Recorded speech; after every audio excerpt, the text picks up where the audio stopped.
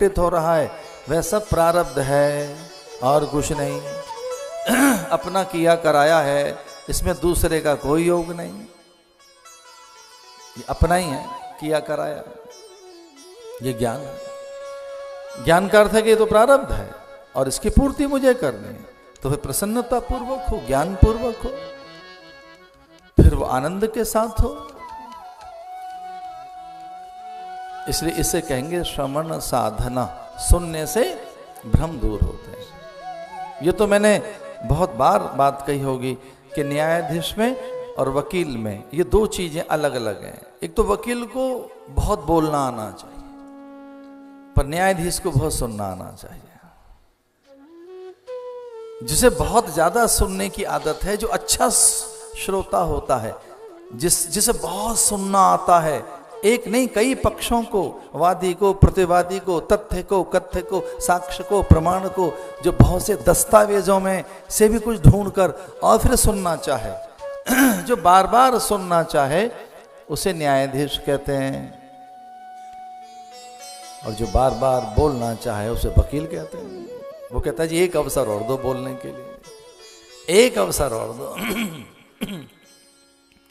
कभी दोनों बंद कर देखना, कभी दोनों बंद कर देखना। मैंने कई बार दोनों जगह खड़े होकर देखा। मैं कभी न्यायाधीश बना अपने लिए और कभी वकील बना अपने लिए। दोनों बंद कर देखना। कभी अपनी अदालत में खुद खड़े होकर देखना, अपना मुकदमा खुद लड़ो, पता लगेगा। फिर उसी समय न्यायाधीश हो आप।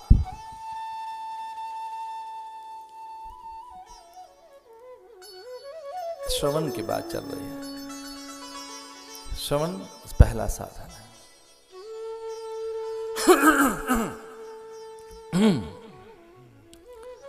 जो कथा आप सुन रहे हैं इसमें भी श्रवण पहली साधना है।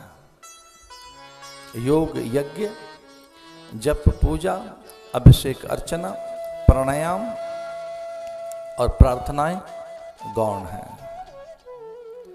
श्रीमद् भागवत में कथा में श्रवण पहली साधना है। इसलिए सुनना साधन बनाइए, लेकिन सुन के साथ साथ उसे मनन करते जाओ, वो जीवन बनता जाए, आपका हिस्सा बनता जाए। एतावान सांख्य योगाभ्याम स्वधर्म परिनिष्ठया जन्मलाभ पुंसान्ते नारायण स्मृति। एतावान सांख्य योगाभ्याम स्वधर्म परिनिष्ठया, किसी भी प्रकार से एतावान सांख्य योगाभ्याम स्वधर्म परिनिष्ठया। एक युक्ति नहीं है, अनेक युक्तियां हैं। स्वयं को सुधारने के लिए, स्वयं को जानने के लिए एक युक्ति नहीं है। क्या करें? एतावान सांख्य योगाभ्याम स्वधर्म परिनिष्ठया जन्म लाभ परापुंसान्ते नारायण स्मृति। एक बात है कि देह छूटे, प्राण चले जाएं, ये भौतिक शरीर नष्ट हो जाए, इससे पहले इसका लाभ ले लेना चाहिए।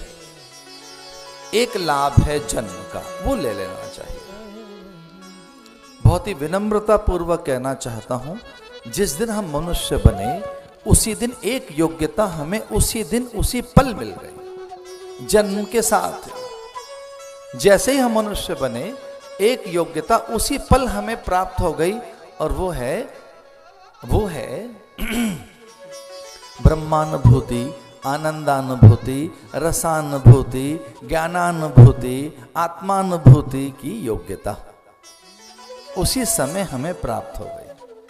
वो थी आत्म साक्षात्कार की योग्यता, वह है ब्रह्म साक्षात्कार की योग्यता, वह है अपने को भक्त बनाने की योग्यता, और एक और बात, वह है अपने को भगवान बनाने की योग्यता।